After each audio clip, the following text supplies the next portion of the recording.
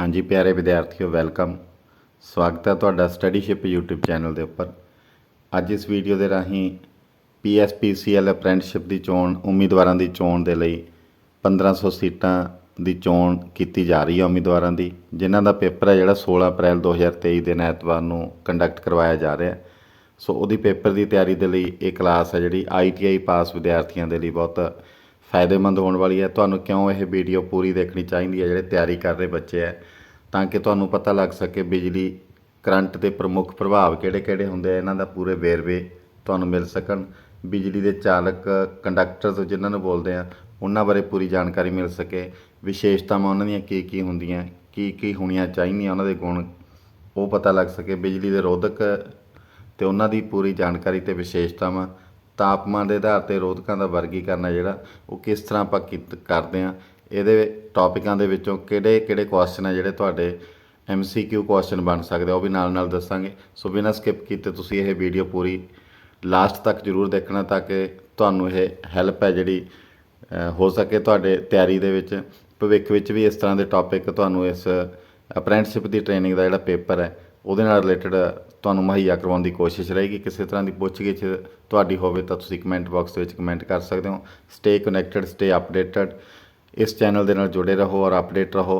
ਹਰ ਰੋਜ਼ ਨਵੀਂ ਤੋਂ ਨਵੀਂ ਜਾਣਕਾਰੀ ਵਾਲੀ ਵੀਡੀਓ ਹੈ ਜਿਹੜੀ ਤੁਹਾਡੇ ਨਾਲ ਸ਼ੇਅਰ ਕੀਤੀ ਜਾਂਦੀ ਹੈ। ਸੋ ਤੁਸੀਂ ਇਸ ਚੈਨਲ ਨੂੰ ਸਬਸਕ੍ਰਾਈਬ ਕਰੋ। 50,000 ਦਾ ਆਪਣਾ ਜਿਹੜਾ ਟੀਚਾ ਹੈ सबसक्राइबर्स का इस चैनल पर वो आप बड़ी जल्दी पूरा करना। जो तुम फस्ट टाइम यह वीडियो देख रहे हो और अजे तक चैनल सबसक्राइब नहीं किया तो तुम उन्होंने सबसक्राइब करो, ताकि तुहाडे तक हर प्रकार की वीडियोज़ पहुँचदियाँ रहन। सो उम्मीद है भी तुसीं अपने अपने लैवल ते अपने अपने पद्धर ते अपने तरीके दे नाल तैयारी पूरे जोर शोर नाल कर रहे होंगे। सारे विद्यार्थी काफ़ी उम्मीद सी कि टाइम है जिहड़ा वो काफ़ी मिलेगा, पर 16 अप्रैल तक जिहड़ा पेपर कंडक्ट करने का फैसला होया। सो काफ़ी घट टाइम मिले। सो पूरे जोर शोर नाल विद्यार्थी लगे हुए हैं। तुहाडी हैल्प के लिए ये टॉपिक है जिहड़े शेयर करने की कोशिश कर रहे हैं, जिन्ना मैक्सीमम वध तो तुहाडे नाल जिहड़े टॉपिक शेयर कर सकीए 16 अप्रैल तक।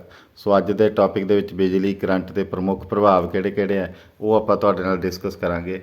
ਇਹਦੇ 'ਚ 6 ਮੁੱਖ ਤਰ੍ਹਾਂ ਦੇ ਪ੍ਰਭਾਵ ਆਉਂਦੇ ਆ। ਬਿਜਲੀ ਦੇ ਕਰੰਟ ਦੇ ਕਿਹੜੇ-ਕਿਹੜੇ ਪ੍ਰਭਾਵ ਹੈ, ਬਿਜਲੀ ਕਿਹੜੇ-ਕਿਹੜੇ ਪ੍ਰਭਾਵ ਜਿਹੜੇ ਪੈਦਾ ਕਰ ਸਕਦੀ ਹੈ। ਚੁੰਬਕੀ ਪ੍ਰਭਾਵ ਜਿਹਨੂੰ ਮੈਗਨੈਟਿਕ ਇਫੈਕਟ ਬੋਲਦੇ ਆ, ਰਸਾਇਣਿਕ ਪ੍ਰਭਾਵ ਜਿਸ ਨੂੰ ਕੈਮੀਕਲ ਇਫੈਕਟ ਬੋਲਦੇ ਆ, ਤਾਪ ਦਾ ਪ੍ਰਭਾਵ ਹੀਟ ਇਫੈਕਟ ਬੋਲਦੇ ਆ, ਰੌਸ਼ਨੀ ਪ੍ਰਕਾਸ਼ ਦਾ ਪ੍ਰਭਾਵ ਇਲੂਮੀਨੇਸ਼ਨ ਇਫੈਕਟ ਬੋਲਦੇ ਆ, ਕਿਰਨਾਂ ਪੈਦਾ ਕਰਨ ਦਾ ਪ੍ਰਭਾਵ ਰੇਜ਼ ਪ੍ਰੋਡਕਸ਼ਨ ਇਫੈਕਟ ਬੋਲਦੇ ਆ, ਪ੍ਰਾਣੀਆਂ 'ਤੇ ਪ੍ਰਭਾਵ ਇਫੈਕਟ ਔਨ ਲਿਵਿੰਗ ਥਿੰਗਸ। सो इस 6 तरह के प्रभाव हो सकते हैं बिजली के करंट के। इन्हों का तुहानूं MCQ क्वेश्चन आ सकता है कि यह एक बिजली का प्रभाव है।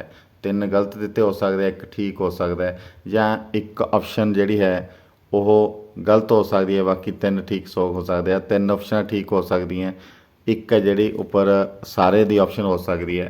सो वो अकॉर्डिंगली तुसीं ये नाम है जोड़े याद कर लेने बिजली के प्रभाव के। की प्रभाव होंगे ये बिजली करंट का। चुंबकी प्रभाव है जोड़ा ਇਹ ਆਪਾਂ ਕਦੋਂ ਕਹਿੰਦੇ ਆ ਕਿ ਚੁੰਬਕੀ ਪ੍ਰਭਾਵ ਪੈਦਾ ਹੋ ਰਿਹਾ ਬਿਜਲੀ ਕਰੰਟ ਦਾ। ਜਦੋਂ ਕਿਸੇ ਚਾਲਕ ਦੇ ਵਿੱਚੋਂ ਬਿਜਲਈ ਕਰੰਟ ਲੰਘਦਾ ਹੈ ਤਾਂ ਉਸ ਦੇ ਆਲੇ ਦੁਆਲੇ ਚੁੰਬਕੀ ਖੇਤਰ ਬਣਦਾ ਹੈ, ਜਿਸ ਨੂੰ ਕਰੰਟ ਦੇ ਚੁੰਬਕੀ ਪ੍ਰਭਾਵ ਵਜੋਂ ਜਾਣਿਆ ਜਾਂਦਾ ਹੈ। ਜਦੋਂ ਕਰੰਟ ਪਾਸ ਹੁੰਦਾ ਇੱਕ ਤਾਰ ਦੇ ਵਿੱਚੋਂ ਤਾਂ ਉਹਦੇ ਆਲੇ ਦੁਆਲੇ ਜਿਹੜੇ ਛੱਲੇ ਬਣਦੇ ਆ, ਲਾਈਨਾਂ ਵਰਦੀਆਂ ਮੈਗਨੈਟਿਕ ਫੋਰਸ ਦੀਆਂ ਚੁੰਬਕੀ ਸ਼ਕਤੀ ਜਿਹੜਾ ਪੈਦਾ ਹੋ ਜਾਂਦੀ ਆਲੇ ਦੁਆਲੇ, ਉਸ ਨੂੰ ਆਪਾਂ ਬੋਲਦੇ ਹਾਂ ਬਿਜਲੀ ਕਰੰਟ ਦਾ ਚੁੰਬਕੀ ਪ੍ਰਭਾਵ। ਇਹ ਵਰਤਿਆ ਕਿੱਥੇ ਜਾਂਦਾ ਪ੍ਰਭਾਵ? ਬਿਜਲੀ ਚੁੰਬਕ ਬਣਾਉਣ ਦੇ ਲਈ AC DC ਜਨਰੇਟਰਾਂ ਦੇ ਵਿੱਚ ਜਾਂ ਮੋਟਰਾਂ ਦੇ ਵਿੱਚ, ਟਰਾਂਸਫਾਰਮਰਾਂ ਦੇ ਵਿੱਚ, ਪੱਖਿਆਂ ਦੇ ਵਿੱਚ, ਕੂਲਰਾਂ ਦੇ ਵਿੱਚ, ਅਨੇਕਾਂ ਪ੍ਰਕਾਰ ਦੇ ਜਿਹੜੇ ਮਾਪਣ ਵਾਲੇ ਮੀਟਰ ਨੇ ਉਹਨਾਂ ਦੇ ਵਿੱਚ ਇਹ ਪ੍ਰਭਾਵ ਹੈ ਜਿਹੜਾ ਚੁੰਬਕੀ ਪ੍ਰਭਾਵ ਵਰਤਿਆ ਜਾਂਦਾ। ਸੋ ਤੁਹਾਨੂੰ ਕੁਐਸਚਨ ਆ ਸਕਦਾ ਹੈ ਕਿ ਬਿਜਲੀ ਚੁੰਬਕ ਦੇ ਵਿੱਚ ਕਿਹੜਾ ਪ੍ਰਭਾਵ ਵਰਤਿਆ ਜਾਂਦਾ ਹੈ, ਜਾਂ AC DC ਜਨਰੇਟਰਾਂ ਜਾਂ ਮੋਟਰਾਂ ਦੇ ਵਿੱਚ ਕਿਹੜੇ ਪ੍ਰਭਾਵ ਦੀ ਬਿਜਲੀ ਦੇ ਕਿਹੜੇ ਪ੍ਰਭਾਵ ਦੀ ਵਰਤੋਂ ਕੀਤੀ ਜਾਂਦੀ ਹੈ, ਟਰਾਂਸਫਾਰਮਰ ਦੇ ਵਿੱਚ ਬਿਜਲੀ ਦੇ ਕਿਹੜੇ ਪ੍ਰਭਾਵ ਦੀ ਵਰਤੋਂ ਕੀਤੀ ਜਾਂਦੀ ਹੈ। ਕੋਈ ਵੀ ਇੱਕ ਚੀਜ਼ ਦੇ ਕੇ ਤੁਹਾਨੂੰ ਪੁੱਛਿਆ ਜਾ ਸਕਦਾ ਕੁਐਸਚਨ ਕਿ ਇਸ ਵਿੱਚ ਬਿਜਲੀ ਦਾ ਕਿਹੜਾ ਪ੍ਰਭਾਵ ਵਰਤਿਆ ਜਾਂਦਾ ਹੈ, ਤਾਂ ਤੁਸੀਂ ਇੱਥੇ ਟਿਕ ਕਰਨਾ ਹੈ ਬਿਜਲੀ ਦਾ ਚੁੰਬਕੀ ਪ੍ਰਭਾਵ ਵਾਲੀ ਆਪਸ਼ਨ। ਅਗਲੀ ਜਿਹੜਾ ਹੈ ਰਸਾਇਣਿਕ ਪ੍ਰਭਾਵ। ਜਦੋਂ ਕਿਸੇ ਬਿਜਲਈ ਕਰੰਟ ਨੂੰ ਤੇਜ਼ਾਬ, ਲੂਣ ਜਾਂ ਖਾਰ ਵਿੱਚੋਂ ਲੰਘਾਇਆ ਜਾਂਦਾ ਤਾਂ ਉਹ ਉਹਦੇ ਅਣੂ ਤੋੜਦਾ ਹੈ, ਤਾਂ ਇਸ ਨੂੰ ਰਸਾਇਣਿਕ ਪ੍ਰਭਾਵ ਦੇ ਵਜੋਂ ਜਾਣਿਆ ਜਾਂਦਾ ਹੈ। इस प्रोसैस ਨੂੰ सारी ਕਿਰਿਆ ਨੂੰ ਇਸ ਨੂੰ ਅਣੂ ਵਿਘਟਨ ਬੋਲਦੇ ਆ, ਆਇਓਨਾਈਜੇਸ਼ਨ ਕਿਹਾ ਜਾਂਦਾ ਹੈ। ਇਸ ਪ੍ਰਭਾਵ ਦੀ ਵਰਤੋਂ ਆ ਜਿਹੜੀ ਰੀਚਾਰਜਿੰਗ ਵਾਲੀਆਂ ਬੈਟਰੀਆਂ ਦੇ ਵਿੱਚ ਇਸੇ ਪ੍ਰਕਾਰ ਦੁਆਰਾ ਪ੍ਰਕਿਰਿਆ ਦੁਆਰਾ DC ਬਿਜਲੀ ਸਟੋਰ ਕੀਤੀ ਜਾਂਦੀ ਤਾਂ ਫਿਰ ਡਿਸਚਾਰਜ ਕੀਤੀ ਜਾਂਦੀ ਹੈ। ਇਸ ਪ੍ਰਭਾਵ ਨੂੰ रिचार्जिंग वालियां बैटरियां दे विच जां सैल्लां दे विच वरतिया जांदा है। इस तो इलावा इस प्रभाव ਨੂੰ ਧਾਤਾਂ ਨੂੰ ਸਾਫ਼ ਕਰਨ ਲਈ ਬਿਜਲੀ ਮੁਲੰਮਾ ਜਿਸ ਨੂੰ ਇਲੈਕਟ੍ਰੋਪਲੇਟਿੰਗ ਬੋਲਦੇ ਆ ਉਸ ਨੂੰ ਕਰਨ ਦੇ ਲਈ ਸ਼ੁੱਧ ਧਾਤਾਂ ਪ੍ਰਾਪਤ ਕਰਨ ਲਈ ਵੀ ਰਸਾਇਣਿਕ ਪ੍ਰਭਾਵ ਹੈ ਜਿਹੜਾ ਬਿਜਲੀ ਦਾ ਉਹ ਵਰਤਿਆ ਜਾਂਦਾ। ਇਹ ਵੀ ਕੁਐਸਚਨ ਤੁਹਾਨੂੰ ਆ ਸਕਦਾ ਹੈ ਕਿ ਸ਼ੁੱਧ ਧਾਤਾਂ ਪ੍ਰਾਪਤ ਕਰਨ ਲਈ ਬਿਜਲੀ ਦਾ ਕਿਹੜਾ ਪ੍ਰਭਾਵ ਵਰਤਿਆ ਜਾਂਦਾ ਹੈ, ਜਾਂ ਬੈਟਰੀਆਂ ਜਿਹੜੀਆਂ ਚਾਰਜਿੰਗ ਰੀਚਾਰਜਿੰਗ ਕਰਦੇ ਆਪਾਂ ਉਹਦੇ 'ਚ ਬਿਜਲੀ ਸਟੋਰ ਜਾਂ ਡਿਸਚਾਰਜ ਕਿਵੇਂ ਕੀਤੀ ਜਾਂਦੀ ਹੈ ਰਸਾਇਣਿਕ ਪ੍ਰਭਾਵ ਦੇ ਰਾਹੀਂ।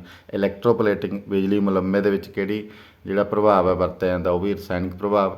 ਇਸ ਤੋਂ ਅਗਲਾ ਹੈ ਤਾਪ ਪ੍ਰਭਾਵ। ਤੁਹਾਨੂੰ ਦੱਸ ਦਈਏ ਕਿ ਤੁਸੀਂ ਵੀਡੀਓ ਨੂੰ ਚੱਲਦੀ ਵੀਡੀਓ ਨੂੰ ਸਕਰੀਨ ਤੋਂ ਜ਼ੂਮ ਆਊਟ ਜ਼ੂਮ ਇਨ ਕਰ ਸਕਦੇ ਹੋ। YouTube ਦਾ ਫੀਚਰ ਹੈ ਕਿ ਨੇੜਿਓਂ ਦੇਖਣ ਦੇ ਲਈ ਕਿਸੇ ਵੀ ਵੀਡੀਓ ਨੂੰ ਤੁਸੀਂ ਜ਼ੂਮ ਕਰ ਸਕਦੇ ਹੋ ਸਕਰੀਨ ਤੋਂ, ਜਾਂ ਜ਼ੂਮ ਇਨ ਜ਼ੂਮ ਆਊਟ ਦਾ ਆਪਸ਼ਨ ਤੁਸੀਂ ਲੈ ਸਕਦੇ ਹੋ। ਸੋ ਜੇ ਤੁਹਾਨੂੰ ਨੇੜਿਓਂ ਦੇਖਣਾ ਹੈ ਤਾਂ ਤੁਸੀਂ ਇਸ ਨੂੰ ਜ਼ੂਮ ਕਰਕੇ ਦੇਖ ਸਕਦੇ ਹੋ। ਬਿਜਲੀ ਕਰੰਟ ਦਾ ਤਾਪ ਪ੍ਰਭਾਵ। ਜਦੋਂ ਕਿਸੇ ਚਾਲਕ ਵਿੱਚੋਂ ਬਿਜਲਈ ਕਰੰਟ ਲੰਘਦਾ ਹੈ ਤਾਂ ਚਾਲਕ ਦੇ ਇਲੈਕਟ੍ਰਾਨਾਂ ਦੀ ਆਪਸੀ ਰਗੜ ਕਰਕੇ ਤਾਪ ਪੈਦਾ ਕਰਦਾ ਹੈ। ਇਸ ਨੂੰ ਕਰੰਟ ਦੇ ਤਾਪ ਪ੍ਰਭਾਵ ਵਜੋਂ ਜਾਣਿਆ ਜਾਂਦਾ ਹੈ। ਇਹਦਾ ਪ੍ਰਤੱਖ ਪ੍ਰਮਾਣ ਜਿਹੜਾ ਆਪਣੇ ਸਾਹਮਣੇ ਬਿਜਲੀ ਮੋਟਰਾਂ, ਟਰਾਂਸਫਾਰਮਰਾਂ, ਵਾਈਂਡਿੰਗ ਵਾਲੀਆਂ ਮਸ਼ੀਨਾਂ ਦਾ ਗਰਮ ਹੋਣਾ ਉਹ ਤਾਪ ਪ੍ਰਭਾਵ ਕਰਕੇ ਹੀ ਹੁੰਦਾ ਹੈ। ਇਸ ਵਰਤੋਂ ਇਹਦੀ ਜਿਹੜੀ ਤਾਪ ਪ੍ਰਭਾਵ ਦੀ ਕੀਤੀ ਜਾਂਦੀ ਹੈ ਹੀਟਰਾਂ ਦੇ ਵਿੱਚ, ਪ੍ਰੈਸ ਦੇ ਵਿੱਚ, ਸੋਲਡਰਿੰਗ ਆਇਰਨ ਜਿਹਨੂੰ ਆਪਾਂ ਕਾਵੀਆ ਬੋਲਦੇ ਹਾਂ, ਹੌਟ ਪਲੇਟਾਂ, ਥਰਮਲ ਰਿਲੇਆਂ ਦੇ ਵਿੱਚ, ਬਿਜਲੀ ਦੀਆਂ ਭੱਠੀਆਂ ਦੇ ਵਿੱਚ, ਇਹਨਾਂ ਜਗ੍ਹਾ ਦੇ ਉੱਪਰ ਇਹਨਾਂ ਡਿਵਾਈਸਿਸ ਦੇ ਵਿੱਚ, ਔਜ਼ਾਰਾਂ ਦੇ ਵਿੱਚ ਆਪਾਂ ਬਿਜਲੀ ਦਾ ਜਿਹੜਾ ਤਾਪ ਪ੍ਰਭਾਵ ਹੈ ਉਸ ਦੀ ਵਰਤੋਂ ਕਰਦੇ ਹਾਂ। ਅਗਲਾ ਜਿਹੜਾ ਹੈ ਰੌਸ਼ਨੀ ਪ੍ਰਭਾਵ ਜਾਂ ਪ੍ਰਕਾਸ਼ ਪ੍ਰਭਾਵ। ਜਦੋਂ ਕਿਸੇ ਫਿਲਾਮੈਂਟ ਰੈਜ਼ਿਸਟੈਂਸ ਤਾਰ ਜਾਂ ਫਲੋਰੋਸੈਂਟ ਪਾਊਡਰ ਵਿੱਚੋਂ ਬਿਜਲਈ ਕਰੰਟ ਲੰਘਦਾ ਹੈ ਤਾਂ ਉਹ ਰੌਸ਼ਨੀ ਵਿਖੇਰਨ ਲੱਗਦੇ ਹਨ, ਜਿਸ ਨੂੰ ਕਰੰਟ ਦੇ ਰੌਸ਼ਨੀ ਜਾਂ ਪ੍ਰਕਾਸ਼ ਪ੍ਰਭਾਵ ਵਜੋਂ ਜਾਣਿਆ ਜਾਂਦਾ ਹੈ। ਕਿਸੇ ਵੀ ਫਿਲਾਮੈਂਟ ਰੈਜ਼ਿਸਟੈਂਸ ਤਾਰ ਦੇ ਵਿੱਚੋਂ ਕਰੰਟ ਲੰਘਣ ਕਰਕੇ ਜਾਂ ਫਲੋਰੋਸੈਂਟ ਪਾਊਡਰ ਦੇ ਵਿੱਚੋਂ ਕਰੰਟ ਲੰਘਣ ਕਰਕੇ ਜਿਹੜਾ ਰੌਸ਼ਨੀ ਨਿਕਲਣ ਲੱਗਦੀ ਹੈ ਉਹਦੇ ਵਿੱਚੋਂ, ਉਸ ਨੂੰ ਆਪਾਂ ਰੌਸ਼ਨੀ ਦਾ ਪ੍ਰਭਾਵ ਬੋਲਦੇ ਹਾਂ। ਗੈਸ ਭਰੇ ਲੈਂਪਾਂ ਵਿੱਚ ਗੈਸ ਦੇ ਡਿਸਚਾਰਜ ਹੋਣ ਨਾਲ ਰੌਸ਼ਨੀ ਮਿਲਦੀ ਹੈ। ਗੈਸ ਆਇਓਨਾਈਜੇਸ਼ਨ ਹੋਣ ਕਰਕੇ ਰੌਸ਼ਨੀ ਮਿਲਣੀ ਸ਼ੁਰੂ ਹੋ ਜਾਂਦੀ ਹੈ। ਵਰਤੋਂ ਇਹਦੀ ਕਿੱਥੇ ਕੀਤੀ ਜਾਂਦੀ ਹੈ ਰੌਸ਼ਨੀ ਦੇ ਪ੍ਰਭਾਵ ਦੀ ਜਾਂ ਪ੍ਰਕਾਸ਼ ਪ੍ਰਭਾਵ ਦੀ? ਟੰਗਸਟਨ ਫਿਲਾਮੈਂਟ ਲੈਂਪ ਦੇ ਵਿੱਚ, ਫਲੋਰੋਸੈਂਟ ਲੈਂਪ ਟਿਊਬਾਂ, neon lamp, halogen lamp, mercury vapour lamp, sodium vapour lamp, ਇਹ ਸਾਰੇ ਲੈਂਪਾਂ ਦੇ ਵਿੱਚ ਰੌਸ਼ਨੀ ਦਾ ਪ੍ਰਭਾਵ ਜਾਂ ਪ੍ਰਕਾਸ਼ ਪ੍ਰਭਾਵ ਹੈ ਜਿਹੜਾ ਬਿਜਲੀ ਕਰੰਟ ਦਾ ਇਹ ਵਰਤਿਆ ਜਾਂਦਾ। ਸੋ ਤੁਹਾਨੂੰ ਪ੍ਰਸ਼ਨ ਪੁੱਛਿਆ ਜਾ ਸਕਦਾ ਹੈ ਕਿ ਟੰਗਸਟਨ ਫਿਲਾਮੈਂਟ ਲੈਂਪ ਦੇ ਵਿੱਚ ਬਿਜਲੀ ਦਾ ਕਿਹੜਾ ਪ੍ਰਭਾਵ ਵਰਤਿਆ ਜਾਂਦਾ ਹੈ, ਰੌਸ਼ਨੀ ਪ੍ਰਭਾਵ ਜਾਂ ਪ੍ਰਕਾਸ਼ ਪ੍ਰਭਾਵ? Halogen lamp, mercury vapour lamp, ਕਿਸੇ ਦਾ ਵੀ ਨਾਮ ਲਿਖ ਕੇ ਤੁਹਾਨੂੰ ਪੁੱਛਿਆ ਜਾ ਸਕਦਾ ਕਿ ਕਿਹੜਾ ਪ੍ਰਭਾਵ ਦੀ ਵਰਤੋਂ ਕੀਤੀ ਜਾਂਦੀ ਹੈ ਬਿਜਲੀ ਦੇ ਇਸ ਡਿਵਾਈਸ ਦੇ ਵਿੱਚ ਜਾਂ ਇਸ ਯੰਤਰ ਦੇ ਵਿੱਚ, ਤਾਂ ਤੁਸੀਂ ਰੌਸ਼ਨੀ ਜਾਂ ਪ੍ਰਕਾਸ਼ ਦਾ ਪ੍ਰਭਾਵ ਇਹਨਾਂ ਲਈ ਲਿਖ ਦੇਣਾ। ਉਸ ਤੋਂ ਬਾਅਦ ਹੈ ਬਿਜਲੀ ਕਰੰਟ ਦਾ ਕਿਰਨਾਂ ਪੈਦਾ ਕਰਨ ਦਾ ਪ੍ਰਭਾਵ। ਇਸ ਨੂੰ ਆਪਾਂ ਇਲੈਕਟ੍ਰੋਨਿਕ ਐਮਿਸ਼ਨ ਦੇ ਨਾਂ ਨਾਲ ਵੀ ਜਾਣਦੇ ਹਾਂ। ਇਲੈਕਟ੍ਰੋਨਿਕ ਐਮਿਸ਼ਨ ਦਾ ਪ੍ਰਭਾਵ ਬੋਲਿਆ ਜਾਂਦਾ ਹੈ। ਜਦੋਂ ਕਿਸੇ ਖਾਸ ਢੰਗ ਰਾਹੀਂ ਕਰੰਟ ਨੂੰ ਖਾਸ ਤਲ 'ਤੇ ਪਾਇਆ ਜਾਂਦਾ ਤਾਂ ਇਲੈਕਟ੍ਰੋਨਿਕ ਐਮਿਸ਼ਨ ਦੀ ਵਿਧੀ ਨਾਲ ਖਾਸ ਕਿਸਮ ਦੀਆਂ ਕਿਰਨਾਂ ਨਿਕਲਦੀਆਂ ਹਨ, ਜਿਵੇਂ ਐਕਸ-ਰੇਜ਼, ਲੇਜ਼ਰ ਰੇਜ਼। ਗੈਸ ਭਰੇ ਲੈਂਪਾਂ ਵਿੱਚ ਗੈਸਾਂ ਦੇ ਡਿਸਚਾਰਜ, ਇਹ ਲਾਈਨ ਐਕਸਟਰਾ ਇੱਥੇ ਆ ਗਈ ਹੈ, ਤੁਸੀਂ ਇਸ ਨੂੰ ਸਕਿਪ ਕਰ ਦੇਣਾ, ਇਗਨੋਰ ਕਰ ਦੇਣਾ।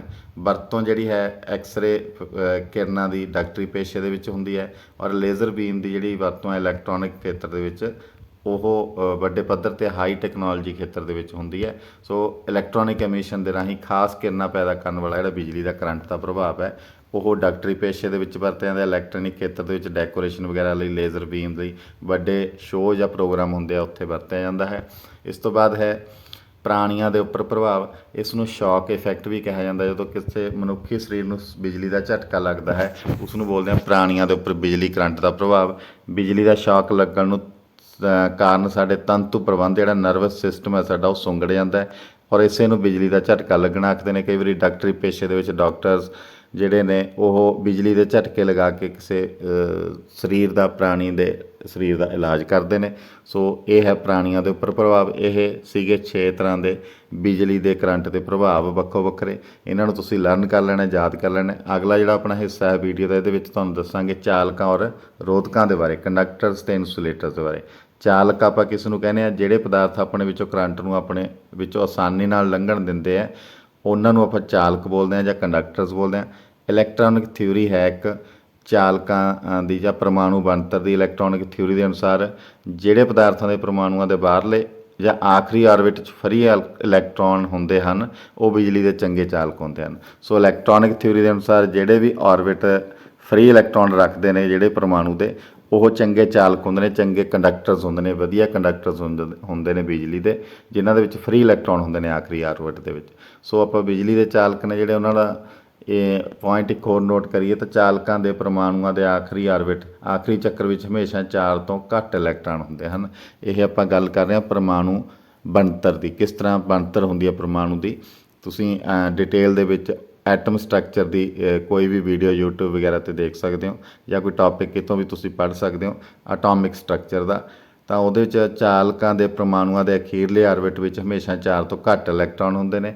ਆਪਾਂ ਨੂੰ ਕੁਐਸਚਨ ਆ ਸਕਦਾ ਕਿ ਚਾਲਕਾਂ ਦੇ ਪਰਮਾਣੂਆਂ ਦੇ ਅਖੀਰਲੇ ਆਰਬਿਟ ਵਿੱਚ ਕਿੰਨੇ ਇਲੈਕਟ੍ਰਾਨ ਹੁੰਦੇ ਨੇ, 4, 4 ਤੋਂ ਵੱਧ, 4 ਤੋਂ ਘੱਟ, ਜਾਂ 5, 6, 7 ਹੋਰ ਗਿਣਤੀ ਕੋਈ। ਤਾਂ 4 ਤੋਂ ਘੱਟ ਵਾਲੀ ਆਪਸ਼ਨ ਤੁਸੀਂ ਟਿਕ ਕਰ ਦੇਣੀ ਹੈ। ਜਿਨ੍ਹਾਂ ਵਿੱਚ ਆਖਰੀ ਆਰਬਿਟ ਵਿੱਚ ਸਿਰਫ ਇੱਕ ਹੀ ਇਲੈਕਟ੍ਰਾਨ ਹੋਵੇ ਉਹ ਬਿਜਲੀ ਦੇ ਬਹੁਤ ਵਧੀਆ ਚਾਲਕ ਹੁੰਦੇ ਹਨ, ਕਿਉਂਕਿ ਉਹਨਾਂ ਦਾ ਬੰਧਨ ਆਪਣੇ ਨਿਊਕਲੀਅਸ ਨਾਲ ਕਮਜ਼ੋਰ ਹੁੰਦਾ ਹੈ। ਸੋ ਜੇ ਕਿਸੇ ਵੀ ਆਰਬਿਟ ਦੇ ਪਰਮਾਣੂ ਦੇ ਆਖਰੀ ਆਰਬਿਟ ਦੇ ਵਿੱਚ ਸਿਰਫ ਇੱਕ ਹੀ ਇਲੈਕਟ੍ਰਾਨ ਫਰੀ ਇਲੈਕਟ੍ਰਾਨ ਦੇ ਰੂਪ ਵਿੱਚ ਹੋਵੇ ਤਾਂ ਉਹ ਬਹੁਤ ਵਧੀਆ ਚਾਲਕ ਹੁੰਦੇ ਨੇ ਬਿਜਲੀ ਦੇ, ਕਿਉਂਕਿ ਉਹਨਾਂ ਦਾ ਬੰਧਨ ਜਿਹੜੀ ਬੌਂਡਿੰਗ ਆਪਣੇ ਨਿਊਕਲੀਅਸ ਦੇ ਵਿੱਚ ਬਹੁਤ ਕਮਜ਼ੋਰ ਹੁੰਦੀ ਹੈ ਨਿਊਕਲੀਅਸ ਦੇ ਨਾਲ। ਸੋ ਇਸ ਦੇ ਕਾਰਨ ਉਹ ਵਧੀਆ ਕੰਡਕਟਰ ਹੁੰਦੇ ਨੇ, ਵਧੀਆ ਚਾਲਕ ਹੁੰਦੇ ਨੇ। ਇਸ ਤੋਂ ਇਲਾਵਾ ਤੁਸੀਂ ਨੋਟ ਕਰ ਲੈਣਾ ਕਿ ਚਾਲਕ ਦਾ ਪ੍ਰਤੀਰੋਧ ਹੈ ਜਿਹੜਾ ਰੈਜ਼ਿਸਟੈਂਸ ਹੈ ਬਹੁਤ ਘੱਟ ਹੁੰਦਾ ਹੈ। ਇਸ ਦੇ ਉਲਟ ਜਿਹੜਾ ਹੈ ਕੰਡਕਟੈਂਸ ਸੁਚਾਲਕਤਾ ਜਿਸ ਨੂੰ ਬੋਲਦੇ ਹਾਂ, ਚਾਲਕ ਦੀ ਸੁਚਾਲਕਤਾ ਬਹੁਤ ਜ਼ਿਆਦਾ ਹੁੰਦੀ ਹੈ।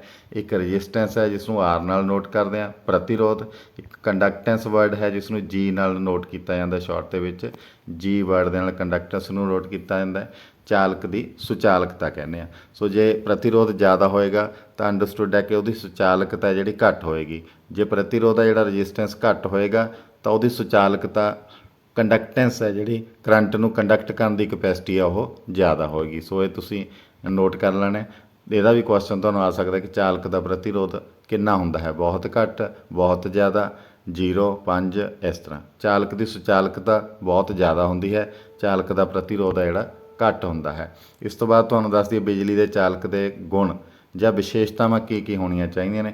ਚਾਲਕ ਦਾ ਪ੍ਰਤੀਰੋਧ ਰੈਜ਼ਿਸਟੈਂਸ ਹੈ ਜਿਹੜਾ ਘੱਟ ਹੁੰਦਾ ਹੈ, ਚਾਲਕ ਦੀ ਸੁਚਾਲਕਤਾ ਬਹੁਤ ਜ਼ਿਆਦਾ ਹੁੰਦੀ ਹੈ। ਪਹਿਲਾਂ ਵੀ ਡਿਸਕਸ ਕੀਤਾ ਆਪਾਂ ਇਸ ਦਾ ਪਦਾਰਥ ਹੈ ਜਿਹੜਾ ਤਾਰ ਹੈ ਖਿੱਚਣਯੋਗ, ਡਕਟਾਈਲ ਅਤੇ ਸ਼ੀਟਾਂ ਮੈਲਾਬਲ ਬਣਾਉਣਯੋਗ ਹੋਵੇ।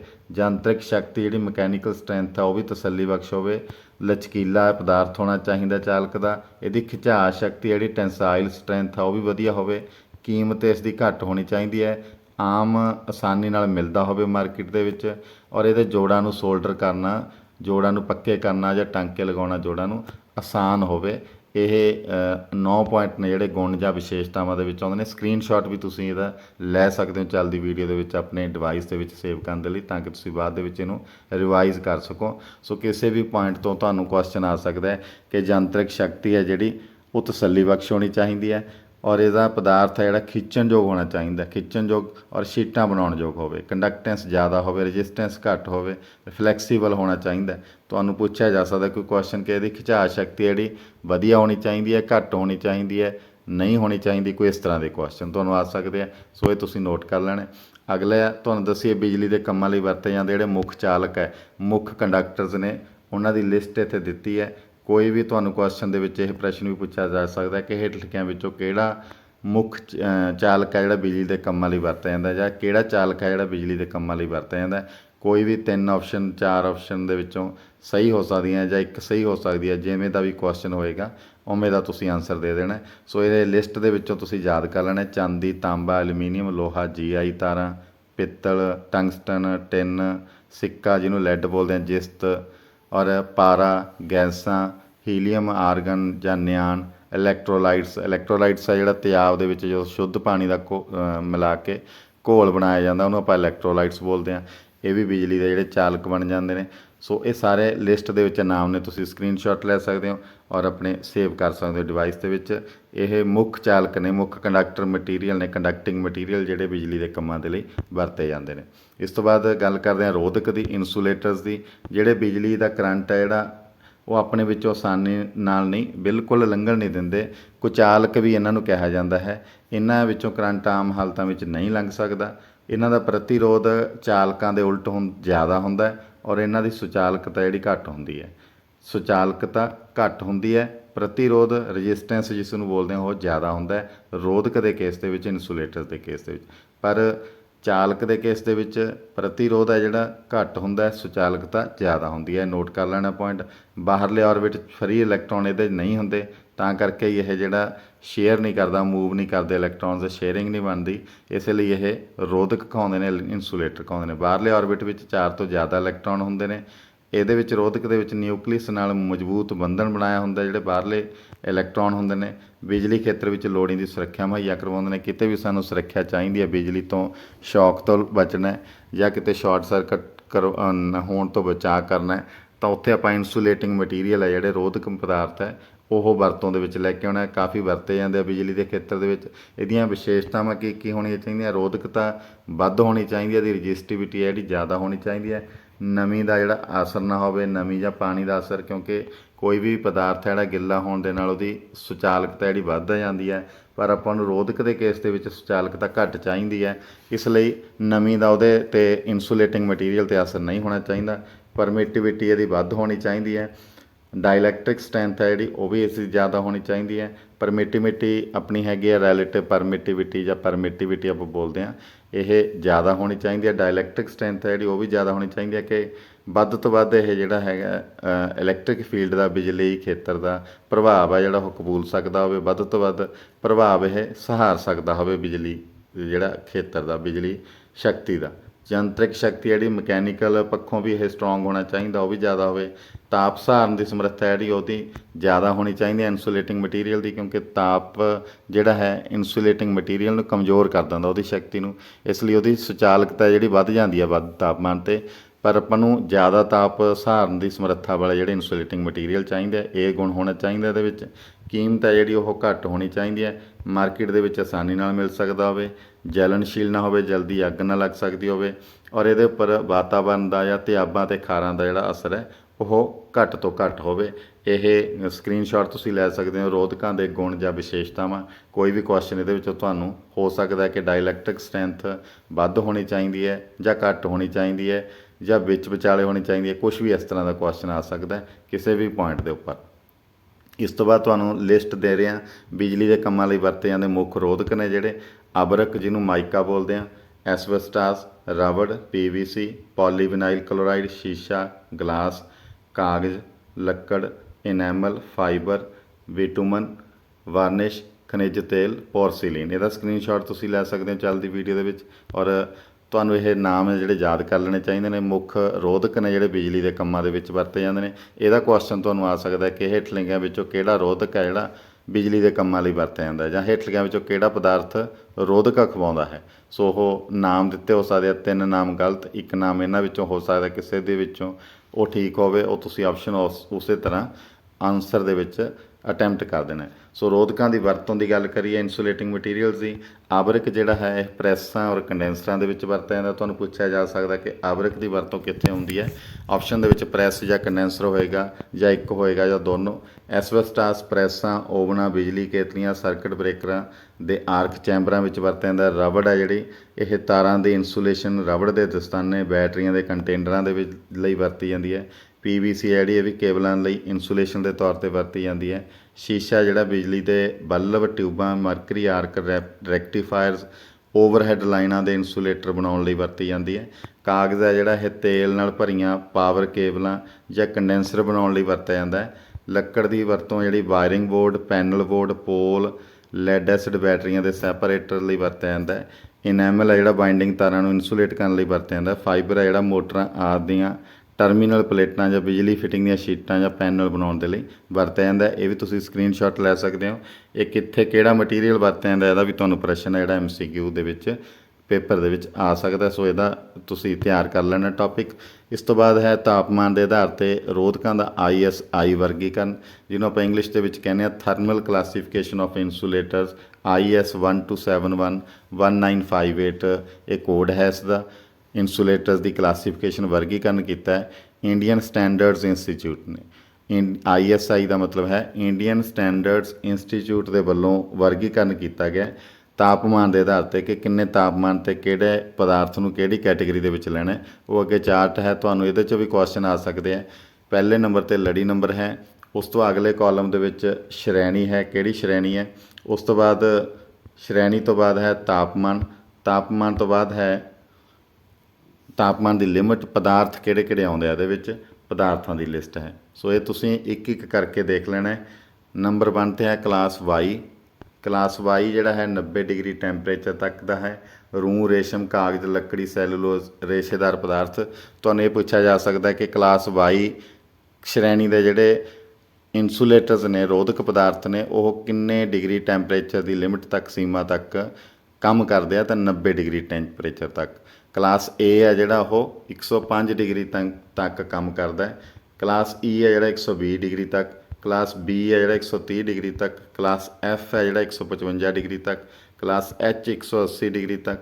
ਕਲਾਸ ਸੀ 180 ਡਿਗਰੀ ਸੈਂਟੀਗ੍ਰੇਡ ਤੋਂ ਜ਼ਿਆਦਾ ਤੱਕ ਕੰਮ ਕਰਦਾ। ਇੱਧਰ ਸਾਈਡ 'ਤੇ ਪਦਾਰਥ ਲਿਖੇ ਨੇ। ਕਲਾਸ ਵਾਈ ਦੇ ਵਿੱਚ ਰੂੰ, ਰੇਸ਼ਮ, ਕਾਗਜ਼, ਲੱਕੜੀ, ਸੈਲੂਲੋਜ਼, ਰੇਸ਼ੇਦਾਰ ਪਦਾਰਥ ਆਉਂਦੇ ਆ।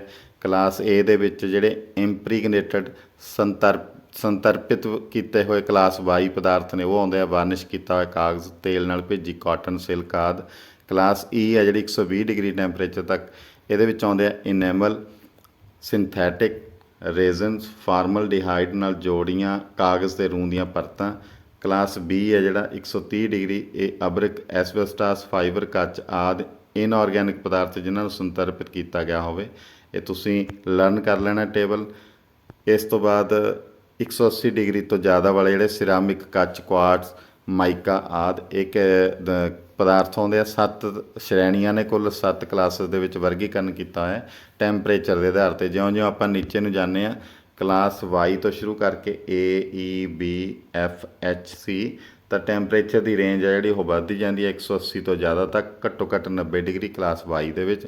ਔਰ ਇੱਧਰ ਪਦਾਰਥ ਨੇ ਜਿਹੜੇ ਕਿਹੜੇ ਕਿਹੜੇ ਪਦਾਰਥ ਨੇ ਇਸ ਸ਼੍ਰੇਣੀ ਦੇ ਵਿੱਚ ਆਉਂਦੇ ਆ ਉਹ ਲਿਖੇ ਹੋਏ ਆ।